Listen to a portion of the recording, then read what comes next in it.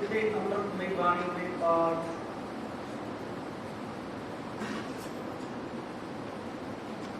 आरती अमृतमय बाणी में कीर्तन बड़े ही प्यार सड़क सेवा पंथी गुरमत संगीत वगैरह के बच्चियां को सुन कीते में सतगुरु पातशाह कृपा करनी बच्चियां को बोल कीर्तन दी दास सतगुरु जी बख्शिश करनी महापुरखा सतगुरु पातशाह जी चढ़ती कला बख्शिश करन तंदुरुस्ती बख्शिश करन ताकि इस तरह के परोपकार के कार्य महापुरख करते रहन जी। बस्ती दे विच आप जी को पता ही है बहुत सुंदर विद्याला महापुरखा ने बनाया है, उत्थे भी उस्ताद चंगे रखे हुए ने ते महापुरखा दे वल्लों टकाना साहब जी भी बहुत सारे बच्चे जिहड़े ने वो जिथे गुरबाणी कीर्तन तबला सीखते हैं। भाई गुरप्रीत सिंह जी गलबारी तो उस्ताद जी आते हैं, वो भी महापुरखा ने रखे हुए हैं जो वक्-वक् उस्तादां दे कोलों बच्चे सीख के कीर्तन ते तबला स्टेज ते गुरबाणी कीर्तन करते हैं। ये सारी फिर महापुरखा दी है। सतगुरु पातशाह चढ़ती कला बख्शिश कर महापुरखा की वध तो वध इस तरह होर परोपकार के कार्य कीते जा सकन जी। ते आओ समय चल रही लड़ीवार गुरु इतिहास की कथा का अज के प्रसंग की अमृता करने तो पहला लड़ी में जुड़ने वास्ते थोड़ा जिहा आपां कल का प्रसंग शुरू कर देते। कल के प्रसंग के अंदर आपने सुन किया सी मीरी पीरी के मालक धन गुरु हरगोबिंद साहब सच्चे पातशाह उन्हां दी पहली जंग जिहड़ी है अमृतसर की धरती पे बाज के पिछे कुछ शुरू हो चुकी है। लोहगढ़ के किले के कोल जंग लड़ी जा रही है, बड़ी गहर गज उत्थे लड़ाई हुई थी।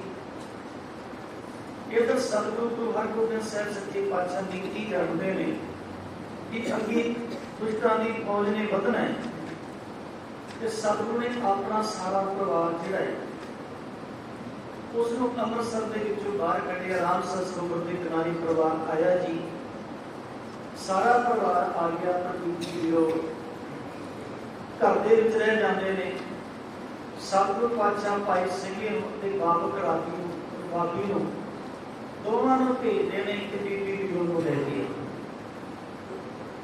दोवें रबाबी सिंह सिंगापुर बाबक रागी रबाबी ये बीबी वीरो बड़े तरीके दे नाल महलों के विचों रामसर किनारे लेके आते हैं।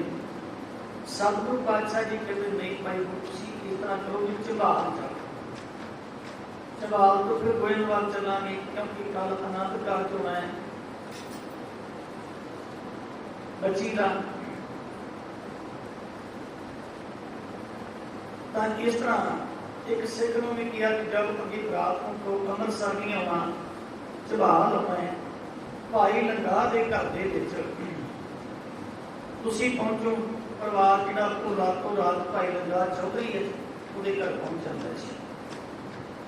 इधर थोड़ा थोड़ा दिन चढ़ना शुरू हो गया जी। अगला प्रसंग आओ किस प्रकार आप कवि संतोख सिंह जी सरण करवाते हैं जरूर करिए जी। आज के प्रसंग की कविता करने तो पहला सारे ही आखो जी सतनाम श्री वाहिगुरु सतनाम श्री वाहिगुरु सतनाम श्री वाहिगुरु साहिब जी। आओ जी अगला प्रसंग शुरू करिए। दोहरा जित कित कर परवार निज उचित जंग के होए। सतगुरु हरगोबिंद साहब सच्चे पातशाह सारे हालात को चंगी तरह जानते हैं। जंग होनी है ते इस करके सच्चे पातशाह ने अपने परिवार को सुरक्षित थां ते सुरक्षित नगर दे विच पहुंचा दिता। भय निसंशय लड़न को रिसे बीत सब कोए।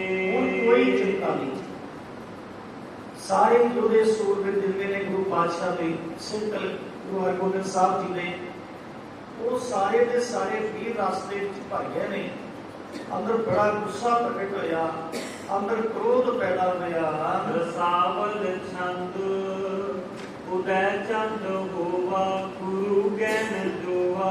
ਕਹਿੰਦੇ ਧੰਨ ਗੁਰੂ ਹਰਗੋਬਿੰਦ ਸਾਹਿਬ ਜੀ ਲਿਪੀ ਦੇ ਮਾਲਕ ਸਤਿਗੁਰੂ ਪਾਤਸ਼ਾਹ ਜੀ ਬਾਹਰ ਨਿਕਲ ਕੇ ਆਕਾਸ਼ ਦੇ ਵਿੱਚ ਦੇਖਦੇ ਨੇ ਤੇ ਚੰਦਰਮਾ ਜਿਹੜਾ ਉਹ ਥੋੜਾ ਥੋੜਾ ਨਿਕਲਿਆ ਹੈ। ਕਛੂ ਭਾ ਪ੍ਰਕਾਸ਼ਾ ਦਿਖਿਓ ਆਸ ਤੇ ਪਾਸਾ। ਹੁਣ ਦਿਨ ਦਾ ਪ੍ਰਕਾਸ਼ ਹੋਣਾ ਸ਼ੁਰੂ ਹੋ ਗਿਆ। ਆਸੇ ਪਾਸੇ ਥੋੜਾ ਥੋੜਾ ਦੂਰ ਦੂਰ ਦਿਸਣਾ ਸ਼ੁਰੂ ਹੋ ਗਿਆ ਜੀ। ਜਦੋਂ ਥੋੜਾ ਜਿਹਾ ਹਨੇਰਾ ਚੁੱਕਿਆ ਜਾਂਦਾ ਹੈ ਤੇ ਫਿਰ ਆਪਾਂ ਦੇਖਦੇ ਹਾਂ ਸਵਖਤ ਤੇ ਸਵੇਰ ਦਾ ਜਦੋਂ ਸਮਾਂ ਹੁੰਦਾ ਹੈ, ਪਹਿਲਾਂ ਥੋੜਾ ਥੋੜਾ ਨੇੜੇ ਨਜ਼ਰ ਆਉਂਦਾ ਜੀ, ਹੌਲੀ ਹੌਲੀ ਫਿਰ ਦੂਰ ਵੱਧਦਾ ਜਾਂਦਾ ਹੈ, ਫਿਰ ਦੂਰ ਤੱਕ ਆਪਣੇ ਆਪ ਨਜ਼ਰ ਆਉਣ ਲੱਗ ਪੈਂਦਾ ਹੈ। ਇਸੇ ਤਰ੍ਹਾਂ ਸੱਚੇ ਪਾਤਸ਼ਾਹ ਨੇ ਆਸੇ ਪਾਸੇ ਦੇਖਿਆ, ਹੁਣ ਥੋੜੀ ਥੋੜੀ ਦੂਰ ਤੱਕ ਦੁਸ਼ਮਣ ਦਿਸਣ ਲੱਗ ਪਿਆ, ਸਭ ਕੁਝ ਦਿਸਣ ਲੱਗ ਪਿਆ। ਕੀਤੇ ਸੰਗ ਖਾਨੀ ਜਿਤੇ ਸੂਰਮਾਨੀ। ਸਤਿਗੁਰੂ ਗੁਰੂ ਹਰਗੋਬਿੰਦ ਸਾਹਿਬ ਸੱਚੇ ਪਾਤਸ਼ਾਹ ਨੇ ਹੁਕਮ ਕੀਤਾ, ਕਹਿਣ ਲੱਗੇ ਵੀ ਜਿੰਨੇ ਵੀ ਇਹ ਸੂਰਬੀਰ ਯੋਧੇ ਨੇ, ਲੜੋ ਜਾਏ ਆਗੇ ਮਹਾ ਕ੍ਰੋਧ ਪਾਕੇ। ਤੁਸੀਂ ਨਾ ਅੱਗੇ ਵੱਧ ਕੇ ਲੜੋ, ਅੱਗੇ ਵੱਧ ਕੇ ਯੁੱਧ ਕਰੋ। ਦੇਖੋ ਸੂਰਮਾ ਜਿਹੜਾ ਨਾ ਕਈ ਪ੍ਰਕਾਰ ਦਾ ਕੁਰਬਾਨੀ ਦੇ ਵਿੱਚ ਹੁੰਦਾ ਸੀ। ਜਿਨ ਮਿਲ ਮਾਰੇ ਪੰਜ ਸੂਰਬੀਰ ਐਸੋ ਕੌਣ ਬਣੇ। ਕਹਿੰਦੇ ਜਿੰਨੇ ਪੰਜਾਂ ਵਿਕਾਰਾਂ ਨੂੰ ਮਾਰ ਲਿਆ ਉਹ ਵੀ ਸੂਰਮਾ ਹੀ ਬਣੇ। ਜਾਗੋ ਹਰ ਰੰਗ ਲਾਗੋ ਇਸ ਜੁਗ ਮੈਂ ਸੋ ਕਹੀਅਤ ਹੈ ਸੁਲਾ। ਜਿਸ ਦੇ ਅੰਦਰ ਆਤਮਾ ਨੂੰ ਵਾਹਿਗੁਰੂ ਦੇ ਨਾਮ ਸਿਮਰਨ ਦਾ ਪਿਆਰ ਪੈ ਗਿਆ ਜੀ, ਨਾਮ ਦਾ ਰੰਗ ਜਿਸ ਬੁੱਧ ਦੇ ਅੰਦਰ ਲੱਗ ਗਿਆ ਉਹ ਵੀ ਸੂਰਮਾ ਪਾਈ। ਤੇ ਸਤਿਗੁਰੂ ਪਾਤਸ਼ਾਹ ਜੀ ਕਹਿਣ ਲੱਗੇ ਗਗਨ ਦਰਵਾਨਾ ਬਾਜਿਓ ਪਰਿਓ ਨਿਸ਼ਾਨੇ ਘਾਓ। ਇਹ ਜੋ ਮਾਨਿਓ ਸੂਰਮਾ ਆਪ ਜੂਜਨ ਕੋ ਗਾਓ। ਸੂਰਾ ਸੋ ਪਹਿਚਾਨੀਏ ਜੋ ਬਰੈ ਦਿਨ ਕੀ ਹੇਤ।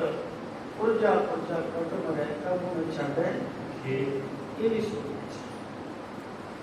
ਸਤਿਗੁਰੂ ਪਾਤਸ਼ਾਹ ਜਿਸ ਤਰ੍ਹਾਂ ਦੇ ਵੀ ਸੂਰਬੀਰ ਯੋਧੇ ਨੇ ਸਾਰਿਆਂ ਨੂੰ ਹੁਕਮ ਕੀਤਾ, ਸਾਰੇ ਹੀ ਯੋਧਿਆਂ ਨੂੰ ਹੁਕਮ ਕੀਤਾ, ਕਹਿਣ ਲੱਗੇ ਭਾਈ ਗੁਰੂ ਕੇ ਪ੍ਰਚਾਰੇ ਚਲੇ ਵੀਰ ਭਾਰੇ। ਹੁਣ ਤੁਸੀਂ ਅੱਗੇ ਵਧੋ ਤੇ ਜੰਗ ਕਰੋ, ਯੁੱਧ ਕਰੋ। ਗੁਰੂ ਹਰਗੋਬਿੰਦ ਸਾਹਿਬ ਸੱਚੇ ਪਾਤਸ਼ਾਹ ਦਾ ਹੁਕਮ ਮੰਨਦੇ ਆ ਸਾਰੇ ਸੂਰਬੀਰ ਯੋਧੇ ਤਿਆਰ ਹੋ ਗਏ, ਅੱਗੇ ਵੱਧ ਕੇ ਲੜਨ ਲਈ ਤਿਆਰ ਹੋਏ ਨੇ। ਆਹੈ ਨਾਮ ਭਾਨੂ ਜਮੁਨਾਥ ਜਾਨੂ। ਕਹਿੰਦੇ ਇਹਨਾਂ ਵਿੱਚ ਇੱਕ ਭਾਈ ਭਾਨੂ ਨਾਮ ਦਾ ਸੂਰਮਾ ਸੀ, ਜਿਹੜਾ ਮੰਨੋ ਗੁਰੂ ਹਰਗੋਬਿੰਦ ਸਾਹਿਬ ਸੱਚੇ ਪਾਤਸ਼ਾਹ ਦੀ ਫੌਜ ਦਾ ਸੈਨਾਪਤੀ ਸੀ, ਵੱਡਾ ਜਰਨੈਲ ਸੀ। ਭਾਈ ਭਾਨੂ ਬਹੁਤ ਸਾਰੀ ਫੌਜ ਜਿਹੜੀ ਆ ਇਹਦੀ ਕਮਾਨ ਦੇ ਥੱਲੇ ਲੜਨੀ ਆ, ਪਹਿਲਾਂ ਜੰਗੀ ਇਹਨੇ ਕਰਨੀ ਆ। ਭਾਈ ਭਾਨੂ ਦੇ ਜਥੇ ਨੇ ਤੇ ਭਾਈ ਭਾਨੂ ਜਿਹੜਾ ਇਹ ਫੌਜ ਦਾ ਸੈਨਾਪਤੀ ਸੀ। ਲੜੀ ਸੈਨਾ ਸੰਗਾ ਕਵਾਏ ਤੁਰੰਗਾ। ਤੇ ਭਾਈ ਭਾਨੂ ਆਪਣੇ ਨਾਲ ਕੁਝ ਗਿਣਤੀ ਦੀ ਫੌਜ ਲੈਂਦਾ ਹੈ, ਫੌਜ ਲੈਂਦਾ ਤੇ ਘੋੜਿਆਂ ਨੂੰ ਭਜਾ ਭਜਾ ਕੇ ਤੁਫੰਗੈ ਸਵਾਰੀ ਸੋ ਧੌਂਸਾ ਤੁੰਗਾਰੀ। ਕਹਿੰਦੇ ਨਗਾਰੇ ਦੇ ਉੱਪਰ ਚੋਟਾਂ ਲੱਗੀਆਂ। ਜੱਗ ਦੀ ਨੀਤੀ ਹੈ ਇਦਾਂ ਨਹੀਂ ਜਿਵੇਂ ਦੁਸ਼ਮਣ ਜਿਹੜਾ ਦੇਖੋ ਅਗੇਸਲੇ ਤੇ ਹਮੇਸ਼ਾ ਅਟੈਕ ਕਰਦੇ ਰਹਿੰਦੇ। ਜੋ ਮੁਗਲ ਸਿੱਖਾਂ ਫੌਜ ਲੈ ਕੇ ਚੱਲਿਆ ਸੀ ਤਾਂ ਉਹਦੀ ਸੋਚ ਇਹ ਸੀ ਕਿ ਸੁੱਤਿਆਂ ਨੂੰ ਪਕੜਨਾ ਹੈ, ਕਿਸੇ ਨੂੰ ਪਤਾ ਨਹੀਂ ਲੱਗਣਾ। ਪਰ ਦੂਸਰੇ ਪਾਸੇ ਧੰਨ ਗੁਰੂ ਹਰਗੋਬਿੰਦ ਸਾਹਿਬ ਸੱਚੇ ਪਾਤਸ਼ਾਹ ਦੇ ਘਰ ਦੇ ਕੋਲ ਨਾਮ ਦਿੱਤਾ ਵੀ ਭਾਈ ਐਵੇਂ ਅਚਨਚੇਤ ਜਾ ਕੇ ਕਿਸੇ ਤੇ ਹਮਲਾ ਨਹੀਂ ਕਰਨਾ, ਇਹ ਸੂਰਮੇ ਦਾ ਕੰਮ ਨਹੀਂ ਹੈ। ਤਾਂ ਪਹਿਲਾਂ ਨਗਾਰਾ ਵਜਾਇਆ, ਨਗਾਰੇ ਤੇ ਚੋਟਾਂ ਲਾਈਆਂ ਗਈਆਂ ਤਾਂ ਕਿ ਭਾਈ ਗੁਰੂ ਹਰਗੋਬਿੰਦ ਸਾਹਿਬ ਦੀ ਫੌਜ ਤਿਆਰ ਹੋ ਕੇ ਆ ਰਹੀ ਆ, ਮੁਕਾਬਲੇ ਵਾਸਤੇ ਤਿਆਰ ਹੋ ਜਾਓ। ਕਹਿੰਦੇ ਜਦੋਂ ਨਗਾਰੇ ਦੇ ਉੱਪਰ ਚੋਟਾਂ ਲੱਗੀਆਂ ਤੇ ਸਿੱਖ ਸੂਰਬੀਰ ਯੋਧਿਆਂ ਨੇ ਗੁਰੂ ਹਰਗੋਬਿੰਦ ਸਾਹਿਬ ਨੇ ਆਪਣੀਆਂ ਬੰਦੂਕਾਂ ਚੰਗੀ ਤਰ੍ਹਾਂ ਭਰੀਆਂ ਨੇ। ਬਜੀ ਬੰਬ ਦੀਹਾ ਸੁਣੀ ਦੂਰ ਜੀ। ਕਹਿੰਦੇ ਬੜੀ ਉੱਚੀ ਨਗਾਰਾ ਵਜਾਇਆ, ਬੜੀ ਉੱਚੀ ਨਗਾਰਾ ਵਜਿਆ ਤੇ ਟਿੱਕੀ ਹੋਈ ਰਾਤ ਦਿਨ ਦੇ ਵਿੱਚ ਜਿਹਦੀ ਆਵਾਜ਼ ਵੀ ਬੜੀ ਦੂਰ ਤੱਕ ਗਈ ਸੀ, ਬੜੀ ਦੂਰ ਤੱਕ ਆਵਾਜ਼ ਜਾਂਦੀ ਹੈ। ਪਹੁੰਚੇ ਆਕਾਰੀ ਰਿਸੇ ਸੂਰ ਭਾਰੀ। ਹਰਗੋਬਿੰਦ ਸਾਹਿਬ ਦੇ ਸੂਰ ਨੇ ਗੁੱਸੇ ਵਿੱਚ ਭਰੇ ਪਿੱਤੇ ਅੱਗੇ ਵਧਦੇ ਜਾ ਰਹੇ ਨੇ। ਤੁਫੰਗੈ ਚਲਾਈ ਸੁਨਾਦਨ ਉਠਾਈ। ਬੰਦੂਕਾਂ ਚੱਲਦੀਆਂ ਨੇ ਜੀ, ਬੜੀ ਆਵਾਜ਼ ਪੈਦਾ ਹੁੰਦੀ ਹੈ ਜੀ, ਬਹੁਤ ਕੜਕਦੀ ਆਵਾਜ਼ ਪੈਦਾ ਹੋਈ। ਮੁਖੰ ਮਾਰ ਮਾਰਾ ਕਰੀ ਇੱਕ ਬਾਰਾ। ਸੂਰਬੀਰ ਨਗਾਰੇ ਮਾਰਦੇ ਜਾਂਦੇ ਨੇ ਨਾ, ਇੱਕੋ ਵਾਰੀ ਮਾਰੋ, ਇਹਨਾਂ ਦਾ ਇੱਕੋ ਵਾਰੀ ਕੰਮ ਕਰ ਦੋ, ਇੱਕੋ ਵਾਰੀ ਇਹਨਾਂ ਦਾ ਖਾਤਮਾ ਕਰ ਦਿਓ। ਸੁਨਿਓ ਸ਼ਾਹ ਹਸੈਨਾ ਜੋ ਹੈ ਬੀਚ ਵੈਨਾ। ਕਹਿੰਦੇ ਜਦੋਂ ਧੰਨ ਗੁਰੂ ਹਰਗੋਬਿੰਦ ਸਾਹਿਬ ਸੱਚੇ ਪਾਤਸ਼ਾਹ ਦੇ ਸੂਰਵੀਰ ਯੋਧੇ ਗੁਰੂ ਹਰਗੋਬਿੰਦ ਸਾਹਿਬ ਦੇ ਇਸ ਤਰ੍ਹਾਂ ਲਲਕਾਰਦੇ ਜਾਂਦੇ ਨੇ ਕਿ ਭਾਈ ਦੁਸ਼ਮਣ ਦੀ ਫੌਜ ਨੂੰ ਇੱਕੋ ਵਾਰੀ ਮਾਰ ਲਓ, ਤੁਰਕਾਂ ਦੀ ਫੌਜ ਦਾ ਇੱਕੋ ਵਾਰੀ ਹਮਲਾ ਕਰਕੇ ਖਾਤਮਾ ਕਰ ਦਿਓ, ਤਾਂ ਕਿ ਉਧਰ ਜਿਹੜੀ ਤੁਰਕਾਂ ਦੀ ਫੌਜ ਆ ਨਾ, ਉਹ ਜਿਹੜੀ ਸੀ ਅਵੇਸਰੀ ਹੋ ਕੇ ਘਰਾਂ ਦੇ ਵਿੱਚ ਸੁੱਤੀ ਪਈ ਸੀ। ਸਤਿਗੁਰੂ ਪਾਤਸ਼ਾਹ ਦਾ ਹਰੀ ਨਗਰ ਛੱਡ ਕੇ ਚਲੇ ਗਏ, ਉਹ ਰੱਜ ਕੇ ਸੁੱਤੇ ਪਏ ਨੇ। ਸੋ ਮੰਚੇ ਦਸਾਏ ਪਰੇ ਨੀਂਦ ਪਾਏ। ਮੰਜੇ ਗਾਏ ਕੰਦਮ ਨੇ ਉਹ ਸੁੱਤੇ ਪਏ ਸਨ। ਦੇਖੋ ਗੁਰੂ ਦੇ ਅਸੂਲ, ਇਹ ਕਹਿੰਦਾ ਮੈਂ ਸੁੱਤਿਆਂ ਨੂੰ ਪਕੜਨਾ ਹੈ, ਪਰ ਸਤਿਗੁਰੂ ਪਾਤਸ਼ਾਹ ਕਹਿੰਦੇ ਨਹੀਂ ਭਾਈ, ਉਹ ਤਾਂ ਕਾਇਰ ਬੰਦਾ ਜਿਹੜਾ ਸੁੱਤੇ ਤੇ ਹਮਲਾ ਕਰਦਾ ਹੈ, ਉਹ ਤਾਂ ਡਰਪੋਕ ਹੈ, ਪਰ ਸੁੱਤੇ ਤੇ ਹਮਲਾ ਨਹੀਂ ਕਰਨਾ। ਨਗਾਰਾ ਵਜਾਇਆ ਤਾਂ ਕਿ ਸਚੇਤ ਹੋ ਜਾਏ। ਜਿਹੜੇ ਮੰਜਿਆਂ ਤੇ ਸੁੱਤੇ ਪਏ ਸੀ ਭੂਕ, ਸੁਨੇ ਤੇ ਨਗਾਰਾ ਉੱਠੇ ਕੋਪ ਧਾਰਾ। ਨਗਾਰਾ ਵੱਜਦਾ ਸੁਣਿਆ ਤੇ ਬੜੇ ਗੁੱਸੇ ਵਿੱਚ, ਕ੍ਰੋਧ ਵਿੱਚ ਭਰੇ ਕੀਤੇ ਸੁੱਤੇ ਹੋਏ ਉੱਠਦੇ ਨੇ। ਗੁਰੂ ਨਾ ਪਲਾਇਓ ਆਪੈ ਕੋਪ ਆਇਓ। ਤੇ ਆਪਸ ਦੇ ਵਿੱਚ ਕਹਿੰਦੇ ਨੇ ਕਿ ਗੁਰੂ ਭੱਜਿਆ ਨਹੀਂ ਜੇ ਭਾਈ, ਗੁਰੂ ਅੰਮ੍ਰਿਤਸਰ ਦੀ ਨਗਰੀ ਨੂੰ ਛੱਡ ਕੇ ਕਿਧਰੇ ਗਿਆ ਨਹੀਂ। ਇਹ ਆਪਣੀ ਸੋਚ ਸੀ ਕਿ ਗੁਰੂ ਸਾਡੇ ਤੋਂ ਡਰਦਾ ਹੀ ਚਲਾ ਗਿਆ, ਬਿਨਾਂ ਲੜੇ ਸਭ ਜਿੱਤ ਪ੍ਰਾਪਤ ਹੋ ਗਈ ਆ। ਨਹੀਂ, ਗੁਰੂ ਕਿਤੇ ਗਿਆ ਨਹੀਂ, ਉਹ ਧਾਵਾ ਮੋੜ ਕੇ ਆਇਆ ਜੇ। ਕਰੋ ਵੇਦ ਤਿਆਰੀ ਚਲੇ ਵੀਰ ਭਾਰੀ। ਇਸ ਕਰਕੇ ਛੇਤੀ ਤੋਂ ਛੇਤੀ ਆਪਣੀ ਤਿਆਰੀ ਕਰੋ ਭਾਈ, ਸਾਰੀ ਤਿਆਰੀ ਕਰ ਲਓ, ਕਿਉਂਕਿ ਗੁਰੂ ਹਰਗੋਬਿੰਦ ਸਾਹਿਬ ਦੀ ਫੌਜ ਦੇ ਸੂਰ ਨੇ ਅੱਗੇ ਵਧਦੇ ਆ ਰਹੇ ਨੇ। ਪੂਰੀ ਛੋੜ ਚਾਲੇ ਧਰੇ ਤੇ ਘਟਾਤੇ। ਕਹਿੰਦੇ ਉਸੇ ਵੇਖਣਾ ਨਗਰ ਨੂੰ ਛੱਡਿਆ। ਮੁਗਲਸਤਾਨ ਦੀ ਫੌਜ ਜੋ ਆਈ ਹੈ ਸ਼ਾਹਜਹਾਂ ਦੀ, ਮੁਗਲਸਤਾਨ ਦੀ ਅਗਵਾਈ ਦੇ ਵਿੱਚ, ਕਿ ਉਹਨਾਂ ਨੇ ਆਪੋ ਆਪਣਾ ਜਿਹੜਾ ਸਮਾਨ ਚੁੱਕਿਆ, ਮੇਜੇ ਚੁੱਕੇ ਨੇ, ਤੀਰ ਚੁੱਕੇ ਨੇ, ਜੋ ਵੀ ਚਾਹੀਦਾ ਅਸਲਾ ਸੀ ਉਹ ਸਾਰਾ ਆਪੋ ਆਪਣਾ ਅਸਲਾ ਚੁੱਕ ਲਿਆ।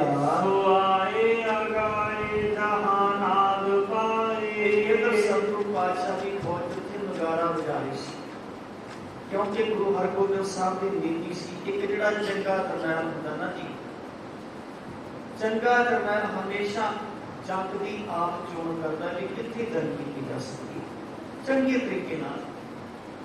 ਜੇ ਗੁਰੂ ਹਰਗੋਬਿੰਦ ਸਾਹਿਬ ਚਾਹੁੰਦੇ, ਘਰ ਛੱਡਣ ਦੀ ਲੋੜ ਨਹੀਂ ਸੀ, ਪਰਿਵਾਰ ਨੂੰ ਵੀ ਕਿਤੇ ਜਾਣ ਦੀ ਲੋੜ ਨਹੀਂ ਸੀ, ਤਾਂ ਉੱਥੇ ਵੀ ਜੰਗ ਲੜ ਦਿੰਦੇ ਸਨ। ਪਰ ਇੱਕ ਚੰਗੇ ਜਰਨੈਲ ਦੀ ਨਿਸ਼ਾਨੀ ਹੁੰਦੀ ਆ ਕਿ ਭਾਈ ਜੰਗ ਦੇ ਵਿੱਚ ਕਿਸੇ ਆਮ ਇਨਸਾਨ ਦਾ ਨੁਕਸਾਨ ਨਹੀਂ ਹੋਣਾ ਚਾਹੀਦਾ। ਇਸ ਕਰਕੇ ਸਤਿਗੁਰੂ ਪਾਤਸ਼ਾਹ ਨੇ ਪਹਿਲਾਂ ਹੀ ਵਿਉਂਤ ਬਣਾਈ ਸੀ ਕਿ ਆਪਾਂ ਅੰਮ੍ਰਿਤਸਰ ਤੋਂ ਬਾਹਰ ਜਾਣਾ, ਘਰਾਂ ਤੋਂ ਬਾਹਰ ਜਾਣਾ। ਇਸ ਲਈ ਜਿੱਥੇ ਸੂਰਬੀਰ ਯੋਧੇ ਨਗਾਰੇ ਵਜਾ ਰਹੇ ਸੀ, ਤੁਰਕਾਂ ਦੀ ਫੌਜ ਤਿਆਰ ਹੋ ਗਈ, ਉਸ ਪਾਸੇ ਨੂੰ ਗਈ। ਚੜੇ ਚੰਦ ਛੋਟਾ ਅੰਧੇਰਮ ਨਾ ਮੋਟਾ।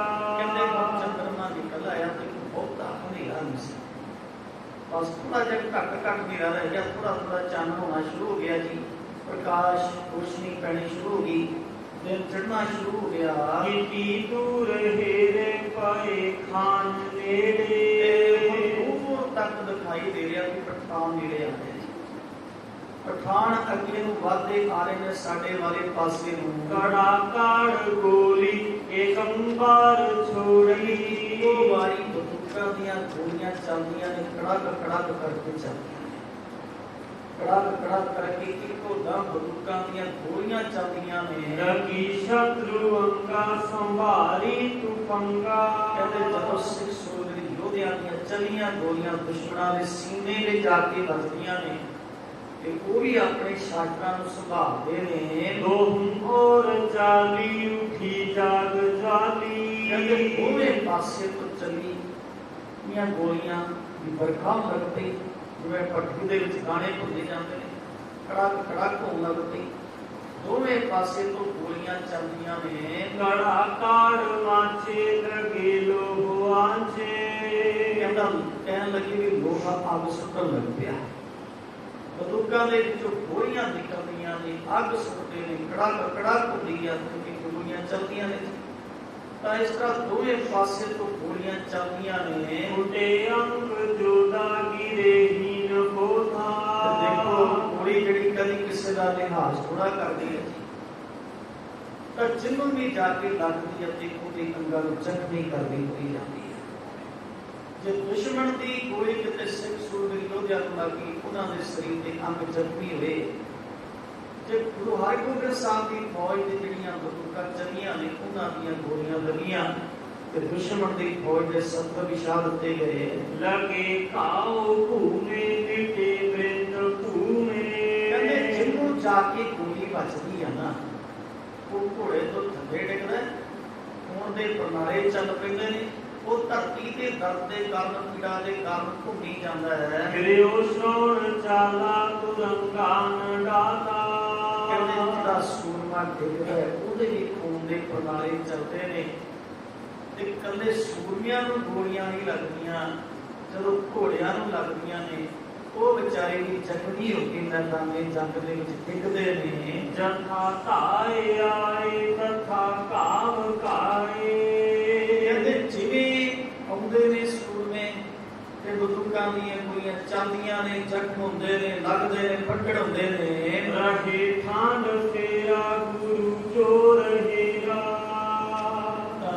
ਖੜੇ ਤੁਰਕਾਂ ਦੀ ਫੌਜ ਕਹਿੰਦੇ ਦੇਖੀਏ ਗੁਰੂ ਪਾਤਸ਼ਾਹ ਵਿੱਚ ਕਿੰਨੀ ਦੀ ਸ਼ਕਤੀ ਆ, ਕਿੰਨੀ ਕੁ ਫੌਜ ਹੈ, ਕਿੰਨਾ ਕੁ ਉਹਨਾਂ ਵਿੱਚ ਬਲ ਹੈ। ਨਹੀਂ ਪਾਏ ਕਾਲੇ ਆਗਾਰੀ ਨਾ ਚਾਲੇ। ਪਰ ਜਿਹੜੇ ਧੰਨ ਗੁਰੂ ਹਰਿਗੋਬਿੰਦ ਸਾਹਿਬ ਧੰਨ ਨੇ ਤੇ ਧੰਨ ਉਹਨਾਂ ਦੀ ਫੌਜ, ਸਤਿਗੁਰੂ ਪਾਤਸ਼ਾਹ ਦੇ ਸੂਰਬੀਰ ਯੋਧਿਆਂ ਨੇ ਤੁਰਕਾਂ ਦੀ ਫੌਜ ਨੂੰ ਅੱਗੇ ਪੈਰ ਅੱਗੇ ਨਹੀਂ ਵਧਣ ਦਿੱਤਾ। ਦੇਖੋ ਉਹ ਰਾਜੇ ਲੋਕ ਜਿਨ੍ਹਾਂ ਦੀਆਂ ਫੌਜਾਂ ਲੜਦੀਆਂ ਰਹਿੰਦੀਆਂ ਨੇ ਜੀ, ਉਹ ਆਪਣੀਆਂ ਫੌਜਾਂ ਸਪਲਾਈਆਂ ਵੀ ਚੜੀਆਂ ਦਿੰਦੇ ਨੇ ਜੀ। ਪਰ ਧੰਨ ਗੁਰੂ ਹਰਿਗੋਬਿੰਦ ਸਾਹਿਬ ਨੇ ਤਾਂ ਫੌਜ ਹੀ ਨਵੀਂ ਸ਼ੁਰੂਆਤ ਕੀਤੀ ਹੈ ਜੀ, ਕਿਉਂਕਿ ਪਹਿਲਾਂ 5 ਪਾਤਸ਼ਾਹੀਆਂ ਤੱਕ ਤਾਂ ਕੋਈ ਜੰਗ ਹੀ ਨਹੀਂ ਹੋਈ ਸੀ। ਗੁਰੂ ਨਾਨਕ ਸਾਹਿਬ ਸੱਚੇ ਪਾਤਸ਼ਾਹ ਤੋਂ ਲੈ ਕੇ ਗੁਰੂ ਅਰਜਨ ਪਾਤਸ਼ਾਹ ਤੱਕ ਗੁਰੂ ਨਾਨਕ ਸਾਹਿਬ ਦੇ ਘਰ ਵਿੱਚ ਜੰਗ ਇਹ ਨਹੀਂ ਹੋਈ ਜੀ, ਸ਼ਬਦ ਦੀ ਜੰਗ ਹੋਈ ਹੈ ਜੀ। ਬਾਬਰ ਨੂੰ ਜ਼ਾਬਰ ਕਿਹਾ ਕਿ ਤੂੰ ਬਾਬਰ ਨਹੀਂ, ਅਸਲ ਦੇ ਵਿੱਚ ਜ਼ਾਬਰ ਹੈ। ਉਹ ਸ਼ਬਦ ਦੀ ਜੰਗ ਸੀ। ਹਮਾਯੂੰ ਹੁੰਦਾ ਹੈ, ਧੰਨ ਗੁਰੂ ਅੰਗਦ ਸਾਹਿਬ ਸੱਚੇ ਪਾਤਸ਼ਾਹ ਨੇ ਕੋਈ ਪਰਵਾਹ ਨਹੀਂ ਕੀਤੀ ਕਿ ਇੱਥੇ ਬੜੇ ਸ਼ਹਿਨशाह ਤੁਰੇ ਫਿਰਦੇ ਨੇ, ਆਉਂਦੇ ਨੇ ਜਾਂਦੇ ਨੇ ਭਾਈ, ਔਰ ਉਹ ਆਪਣੀ ਤਲਵਾਰ ਦੇ ਮੁੱਠੇ ਨੂੰ ਹੱਥ ਪਾਉਂਦਾ ਹੈ। ਧੰਨ ਗੁਰੂ ਅੰਗਦ ਸਾਹਿਬ ਸੱਚੇ ਪਾਤਸ਼ਾਹ ਆਪਣਾ ਸੀਸ ਉੱਪਰ ਚੁੱਕ ਕੇ ਕਹਿੰਦੇ ਨੇ, ਹਮਾਯੂੰ ਜਿੱਥੇ ਇਹ ਤਲਵਾਰ ਚਲਾਉਣੀ ਸੀ ਉੱਥੇ ਕਿਉਂ ਨਹੀਂ ਚਲੀ, ਤੇ ਚਲਾਉਣ ਲੱਗੇ। ਕਹਿੰਦੇ ਇਤਿਹਾਸਕਾਰ ਲਿਖਦੇ ਨੇ ਇੰਨਾ ਸ਼ਰਮਿੰਦਾ ਹੋਇਆ ਜੀ, ਇੰਨਾ ਸ਼ਰਮਸ਼ਾਰ ਹੋ ਗਿਆ ਜੀ ਕਿ ਇਹਦੇ ਮੁੱਠੇ ਤੇ ਹੱਥ ਰਹਿ ਗਿਆ, ਟੁੱਟੇ ਨਹੀਂ ਸਕਦਾ। ਔਰ ਸ਼ਰਮਾਈ ਕਿੰਨਾ ਗਿਆ, ਅੰਦਰੋਂ ਅਗਲੀ ਇੰਨੀ ਸ਼ਰਮ ਮਹਿਸੂਸ ਕੀਤੀ ਕਿ ਜਿੱਥੇ ਇਹ ਤਲਵਾਰ ਚਲਾਉਣੀ ਸੀ ਉੱਥੇ ਚੱਲੀ ਨਹੀਂ, ਇੱਥੇ ਫਕੀਰ ਤੇ ਤਲਵਾਰ ਥੋੜਾ ਚਲਾਉਣੀ, ਉੱਥੇ ਮੈਂ ਚਲਾਉਣ ਦੀ ਕੋਸ਼ਿਸ਼ ਕੀਤੀ। ਸ਼ਬਦ ਦੀ ਜੰਗ ਸੀ।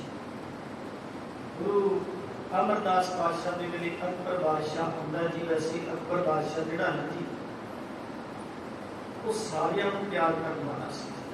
ਉਹਨੇ ਇੱਕ ਧਰਮ ਨੇ ਧਰਮ ਸ਼ੁਰੂ ਕੀਤਾ ਸੀ, ਜਿਸ ਦੇ ਧਰਮ ਦੇ ਵਿੱਚ ਸਾਰਿਆਂ ਨੂੰ ਸਤਿਕਾਰ ਕੀਤਾ ਜਾਂਦਾ ਸੀ।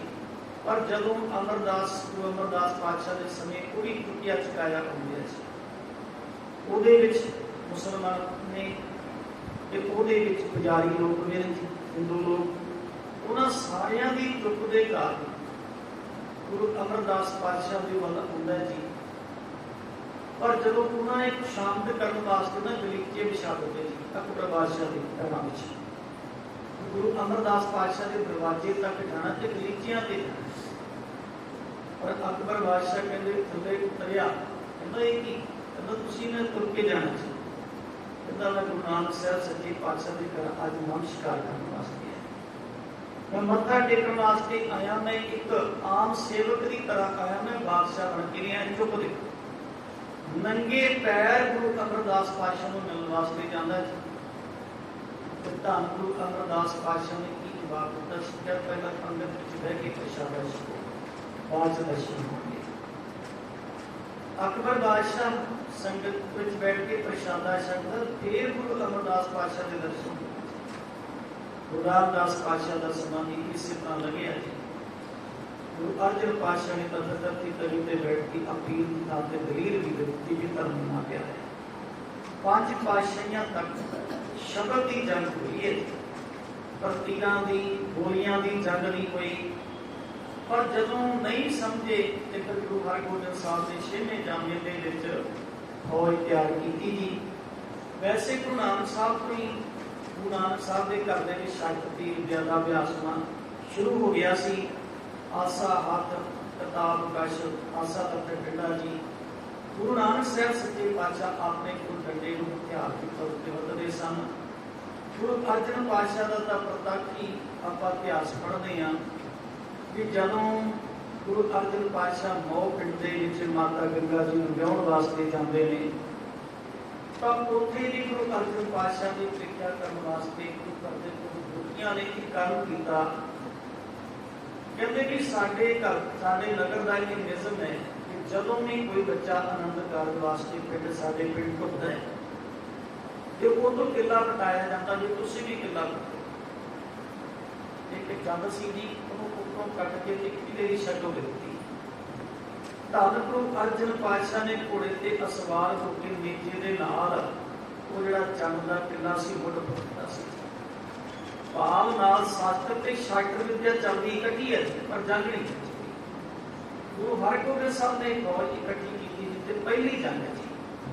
पहली जंग दे विच ही धन गुरु हरगोबिंद साहब की फौज उस फौज नूं जिहड़ी सिखलाई प्राप्त कर चुकी है, जिहड़ी शायद हो सकती कई जगह आपस लड़ चुकी होवे, पर धन गुरु हरगोबिंद साहब की फौज उन्होंने अगे नहीं बढ़न देती, उन्होंने अगे पैर नहीं फुटन देती। इतनी ताकत है गुरु हरगोबिंद साहब की फौज विच। भुखम तोड़ के राखी रेता है तेरा। धन गुरु हरगोबिंद साहब की फौज ने मुंह भंन के रख दिता जी तुरकां दी फौज का। ऐसी धन गुरु हरगोबिंद साहब की फौज की काबलियत है जी कि तुरकां दी फौज का मुंह भंन के रख दिता, पर अगे नहीं बढ़न दिता। मचेओ जंग भीमं तजे नाहि सीमं।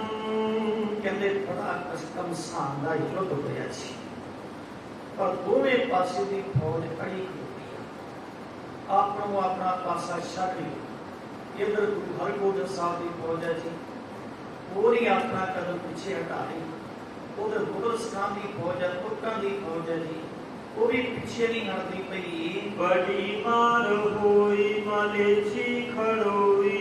और कहते बहुत मलेशिया की मार तो बड़ी हुई, तुर्कां की फौज तो बड़ी खपाई, पर अजे भी फौज अड़ के खलोती आ। तुरंगम तलवाए तुफंगम चलाए। कहते घोड़े भजा भजा के बंदूकां चलाईयां जांदियां, घोड़े भजाए जांदे ने, बंदूकां चलाईयां जांदियां ने। चलदे घोड़ियां दे उपर ही सूरियां ने इहो जिहा अभ्यास किया होया है कि वो गोलियां चलाउंदे ने। निजंगम बचाए इतै उत जाए। ते देखो जदों लड़ाई है ना, लड़ाई दे विच दो गल्लां हुंदियां ने जी। पहला अपने आप को बचाना कितना है, ये भी ध्यान रखा जाता है। फिर दूसरे ते अटैक किस तरह करना है, ये भी ध्यान रखा जाता है। इस तरह सूरमे घोड़ियां नूं भजाउंदे ने, अपने आप को बचाउंदे ने ते गोलियां चलाउंदे ने। गुरु के रसूरे तबै क्रोध पूरे। गुरु हरगोबिंद साहब दे सूर योद्धियां दे विच बड़ा वीर रस भरिया होया सी, बहुत वीर रस गुरु हरगोबिंद साहब दे सूरमियां ते भरिया होया है। बड़ा वीर रस दे विच ने। तब है क्रोध पूरे आकारी शौचाले। कहते पूरे जोश दे विच, पूरे जोश दे विच वीर रस दे विच भरे हुए गुरु हरगोबिंद साहब दे सूरमे दुश्मन की फौज दे बल बड़ी चढ़ती कला दे नाल वधदे जा रहे हैं। आकारी शौचाले तुफंगे संभाले। गोलियां चलदियां, अपने आप को संभालते ने, दुश्मन को मार के अपना बचाव करते हैं। दोहरा झटपट भट लट पट सीटे। सतपट भे पट जुट। झटपट इन्नी लोथां विछदियां जी कि अपना लोथां दे उपर लोथां डिगदियां। ਲੋਕਾਂ ਦੇ ਉੱਪਰ ਲੋਕਾਂ ਦੇ ਢੇਰ ਲੱਗਦੇ ਪਏ ਨੇ, ਝੱਟ ਭੱਟ ਸੱਥਰ ਵਿਛਦੇ ਜਾ ਰਹੇ ਨੇ। ਅਟਕ ਅਟਕ ਘਟ ਘਟ ਮਿਟੈ ਝਟਪਟ ਕਟਾ ਕੁੱਟ। ਕਹਿੰਦੇ ਬੜੀ ਛੇਤੀ ਦੇ ਨਾਲ ਕੱਟਾ ਵੱਢੀ ਹੋਈ ਹੈ, ਛੇਤੀ ਦੇ ਨਾਲ ਕੱਟਾ ਵੱਢੀ ਹੋਈ ਆ, ਆਪਣਾ ਬਚਾਅ ਵੀ ਕੀਤਾ ਜਾ ਰਹੀ ਹੈ, ਕੱਟਾ ਵੱਢੀ ਬੜੀ ਹੋ ਰਹੀ ਆ, ਬੜੇ ਸੱਥਰ ਵਿਛਦੇ ਪਏ ਨੇ ਮੈਦਾਨੇ ਜੰਗ ਵਿੱਚ। ਆਧੜੀ ਛੰਦ ਜਪੈ ਮਚਿਓ ਜੰਗ ਦਾਰੁਣ ਮਹਾਨ। ਕਹਿੰਦੇ ਜਦੋਂ ਨਾ ਪੂਰਾ ਘਮਸਾਨ ਦਾ ਜੰਗ ਸ਼ੁਰੂ ਹੋਇਆ, ਦੋਵੇਂ ਪਾਸੇ ਤੋਂ ਗੋਲੀਆਂ ਚੱਲਣੀਆਂ ਸ਼ੁਰੂ ਹੋ ਗਈਆਂ, ਤੀਰ ਚੱਲਣੇ ਸ਼ੁਰੂ ਹੋ ਗਏ ਜੀ। ਕੋਈ ਲਿਹਾਜ਼ ਨਹੀਂ ਆ, ਕੋਈ ਸ਼ਾਂਤੀ ਨਹੀਂ, ਦੋਵੇਂ ਪਾਸੇ ਤੋਂ ਬੜੇ ਜੋਸ਼ ਦੇ ਵਿੱਚ ਗੋਲੀਆਂ ਚਲਾਈਆਂ ਜਾਂਦੀਆਂ ਨੇ, ਬੜੇ ਤੀਰ ਛੱਡੇ ਜਾਂਦੇ ਨੇ। ਦੇਖ ਮੁਗਲਸ ਖਾਨ ਤਬਦੀਨ ਜਾਨ। ਕਹਿੰਦੇ ਮੁਗਲਸ ਖਾਨ ਨੇ ਆਪਣੀ ਫੌਜ ਦੇ ਹਿਰਦੇ ਪੈ ਕਿ ਹੁਣ ਗੁਰੂ ਦੀ ਫੌਜ ਨੇ ਮੇਰੀ ਫੌਜ ਦੇ ਜਿਹੜੇ ਪੈਰ ਹਿਲਾ ਦਿੱਤੇ ਨੇ। ਬਹੁ ਲੜੈ ਜੁੱਧ ਗੁਰ ਨਹਿ ਬਲਾਏ। ਮਨ ਵਿੱਚ ਆਇਆ ਵੀ ਗੁਰੂ ਪਾਤਸ਼ਾਹ ਨੇ ਮੇਰੀ ਫੌਜ ਲੜੀ ਤਾਂ ਬੜੀ ਆ, ਪਰ ਸਤਿਗੁਰੂ ਭੱਜੀ ਨਹੀਂ, ਉਹਨਾਂ ਦੀ ਫੌਜ ਵੀ ਨਹੀਂ ਭੱਜੀ। ਨਿਜ ਮੁਖੀ ਵੀਰ ਦੀ ਨੇ ਬੁਲਾਏ। ਇਹ ਇੱਕ ਜਰਨੈਲ ਦੀ ਜ਼ਿੰਮੇਵਾਰੀ ਹੁੰਦੀ ਹੈ, ਉਹ ਕਦੇ ਵੀ ਫੌਜ ਨੂੰ ਡੋਲਣ ਨਹੀਂ ਦਿੰਦਾ। ਉਹਨੇ ਸਾਰੇ ਸੈਨਾਪਤੀਆਂ ਨੂੰ ਇਕੱਠਾ ਕਰ ਲਿਆ।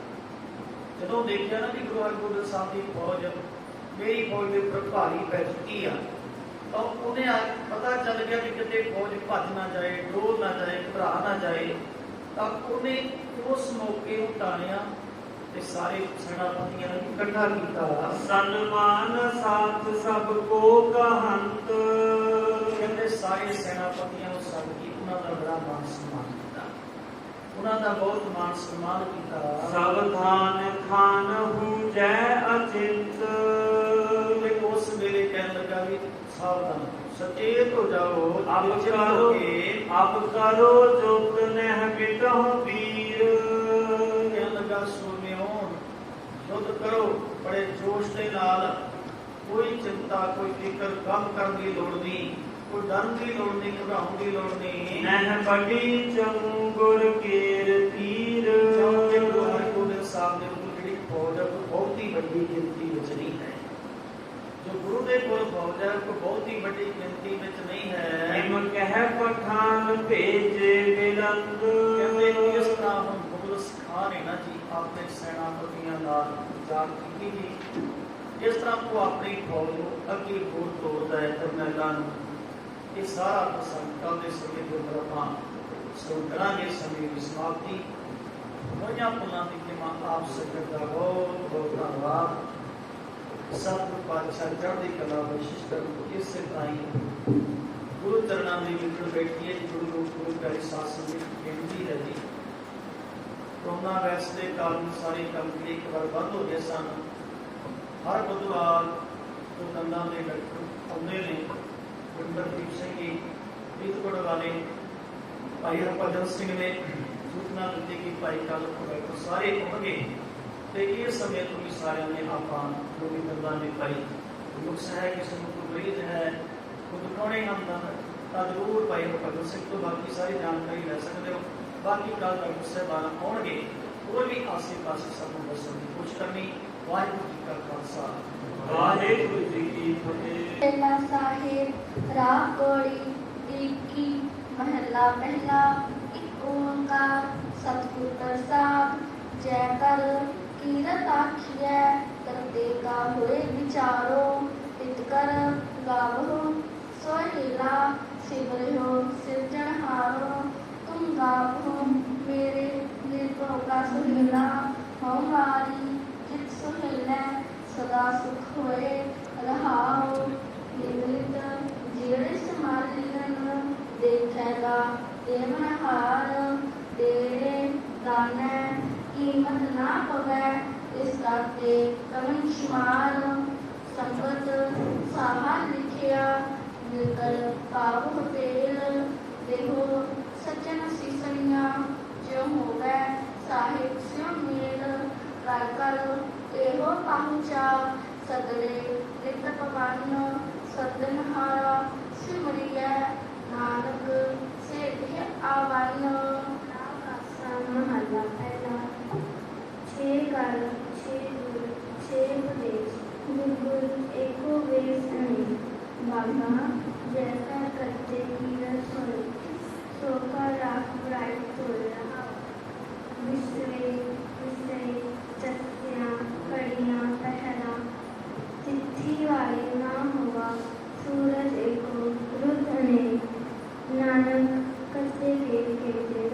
राग बिना सही महला पहला कृष्ण काल राग चंदी बने कालिका मंडल जन्मोत्सव तुमन आलो कवि जगलो गए तमिलवन लालो ज्योति ऐसी आरती हुई अखंडा मेरी आरती अनहता स्वरूपा चंद्रे राम सहस्ता ज्ञान नन नन फूल को सहस फूल मंत्र एक तोड़ी सहस का मन एक पद गंध भी सहस का गंध चल मोही सब में दोस्त जो सोए विसर चानन कमल चान हुए वो साथी रोज पर गठोए रोज पालन तो आते हुए सत्यरन कलम मकरन लोभित बना अनविनो मोहित आनंद जैसा कीर्ता जल दे नाना सारी हो जाते